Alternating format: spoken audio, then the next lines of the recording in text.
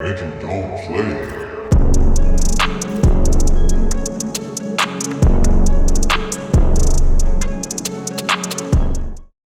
Hi friends, today is all about drums, because sampling is cheating. Okay, I'm sorry. If you're sorry, you'll stop cheating with drum samples and one-shots. Bro, I literally only use your drum samples. Stop the cap. Stop the cap right now. So you might be wondering who this is. This is my friend Randy Marsh. No, this is Jiala Ji. So how did it feel beating Bono in the pooping contest? You're thinking of Stevie Nicks. Steamy Nicks is the one who gets up on stage and shits her britches. So for anyone who somehow doesn't know who you are, your list of accomplishments includes literally being Lord, examining rocks, getting a blowjob on Broadway, and growing weed.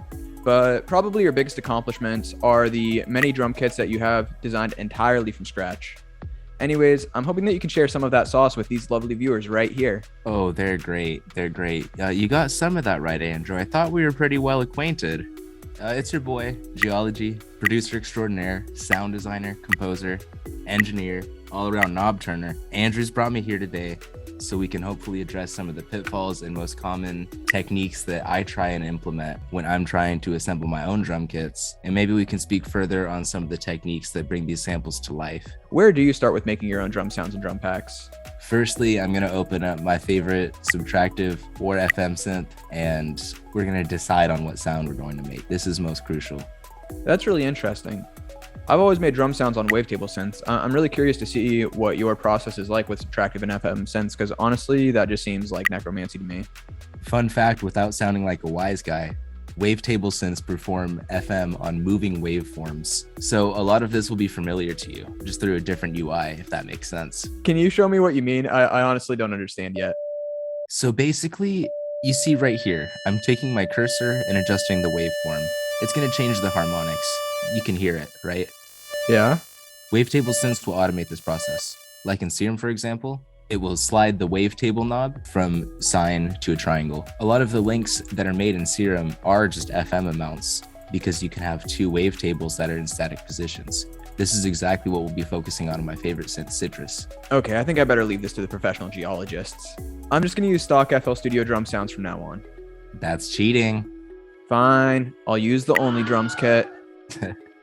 Jokes aside, I can show you how I knock these sounds out, as well as how I polish them up and get them ready for a legitimate release. So when you start a kit, what is the general overview of how you get from start to finish? So you see here, I've got my default Citrus patch. This is almost universally a plain sine wave in any synth. Earlier, I mentioned that it's crucial to decide what you're going to be synthesizing. I make that sound as good as I can make it before I get any FX bumping on it. It's extremely crucial to get a good bass for your sound and make it as accurate as you can in this step, as anything you do with these effects are meant to amplify the characteristics of your sound. So the first thing you're going to create is a patch that you're happy with, right? Yep. So check this out. Here's what I got so far. And you mentioned FX? Exactly. So now I'm going to pull up this chain I built up really quick. Stuff doesn't really matter. Just make sure it sounds good. That's the golden rule. If you're on headphones, be careful. Don't make your sounds too wide in the stereo field or it's going to sound wimpy on speakers. I made this mistake before. You more than likely won't notice this phenomenon if you have your cans on. I kind of like where this is going. Remember, it's not finalized till it sounds great. So you see, I'm going to bounce this out and make duplicates. We're going to be affecting these samples separately and busting them together at the end with some more effects for good measure. I just use my ears and my heart to guide me here. I can spend 15 to 20 minutes working on a single sample to make it sound just right. That's probably why your sounds sound better than the ones that I make when I raise my goats. Yep, diminishing returns with goat skins, Andrew. And this is where we're at now. Wow, this is really good. And don't take this the wrong way, but that isn't quite up to par with the drum samples that I'd find on Reddit. Slow down, partner. We'll take our snare that we made today right now. This is an ingredient in crafting our snare sound. One technique that I love, and you saw in a prior step, is resampling. In order to achieve a cleaner, more detailed sound and effectively finish off the sample, adding layers, especially to percussion, adds a lot of information on the high end of the frequency spectrum. When you pay attention to the best of the best, high frequency information is the end all be all to adding quality to your sounds. Oh, I see where this is going. And when we stack them all, we get this. OMG! So both of us have put out a handful of sound packs. You've got a few drum kits, I've got a few loop kits. I think both of us have had some highs and lows, especially when it comes to actually rolling a sound pack out successfully. What are some of the lessons you've learned from building the most successful marijuana farm in Colorado? Integrity. Jokes aside, we need to stay extremely critical of our own work and strive to make it as impactful as possible. If you're making mediocre sounds on purpose by not working your absolute hardest and not cross-referencing other sounds, why would you or anyone else benefit from making or using them? Secondly, organization is key. You like being able to find your files, and drum sounds aren't an exception. If you don't like nested folders to sort your sounds by category, you'll definitely want to do this. Did you just show the screen again? Andrew, you want to put your name, the type of sound, and maybe give your creation a cute little name. You can see we named this one the barrel snare, like root beer barrels. Hey, these sounds look kind of familiar, but I don't recognize them from the Only Drums collection. What are these? Is this Amnesia? Look at the file directory. So as we're working on these drum sounds, should I remind you, Andrew, we're making the Sugar Rush drum kit? Remember? Yes! That funny doctor in the DeLorean and his nephew came and gave us a synthesizer from the future. The garbage compactor and the big thing called a Wookiee. We have to stop the evil wizard Voldemort using these drum sounds, and we need your help. Yes, the Infinity Stones must all be collected, and we need your beats to stop Frieza.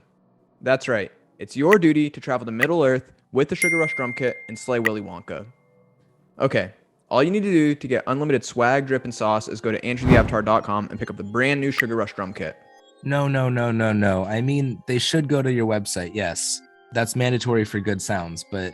So I think we actually stashed golden tickets in some of these drum packs. Do you want to tell them what the golden tickets do, Gio? readme.text. Come on, it's more fun than that. They can actually visit us in the Metaverse Sugar Rush Factory. That's right, you get a special secret Metaverse bonus when you unlock the golden ticket and select copies of the Sugar Rush drum kit. Go get it now to see if you get a golden ticket to the Metaverse. The link to join the Eternal Ohtaki cult is in the pinned comment. Okay, I'm actually really sorry. Let's help these good people full of turgidity to create their first drum pack in 2022, like the title of this video did say. So, Jiala Ji, what would you say are the 3 most important things that you wish you knew when you created your first drum pack? Which, by the way, the Cooked as F kit is wonderful. 3 things, go. Careful about stereo, resample, compare and contrast heavily. Okay, yeah, that's really dope. I guess I'd add in just having a strategy and strong concept behind what you're building. Now, for the people who are maybe a bit intimidated by the prospect of making their own original sound pack in 2022, how would you suggest they get started? Like a Nike check, just do it. Jokes aside, there's a lot of space for people to learn about this stuff, and there's tons of informational content out there. Some of it isn't my favorite, but there's 2 great educators for every one educator that I find that's lackluster. So I say just look and practice. In my opinion, the best way to get started is to subscribe to Jiala Ji right here on YouTube. Go follow him on Twitter. Go follow him on Instagram. Go follow him on TikTok because that guy has the sauce. So you heard it from Mr. Miyagi himself. In all seriousness, can you show us the big sound design secret where you basically snap your fingers and big boomy 808s happen? All right, Andrew, stop right there. Okay, Mom. I'm going to show you how to make a simple 808 kick drum into a beefy, meaty, impressive fat boy. Nani? Stop with the edits. Let me speak. So we mangled the 808 with some effects. We got that tuned to C. Let's bounce it out. Low pass filter. Make it real less awful. Then it's going to add texture. Add turgidity. We next add a synth patch with a clean sub, a little bit of FM. It's got a pitch bend and chorus. Don't leave any information below 100 hertz in stereo. It's going to make it sound wobbly, and that's going to be exacerbated in a club setting. That's your phase being misaligned on the signal. We add some effects, and with that EQ, we'll go and modulate the bandwidth before it hits the distortion, and that'll have the timbre change as the sound plays out. This is crucial to avoiding a boring 808 sample that's just a plain sine wave. These are some really dope sounds. I hope that the people watching this are smarter than me, but for real, it means the world that you came to the channel to share your knowledge with this community. Thank you, bro. My pleasure. Thank you for having me.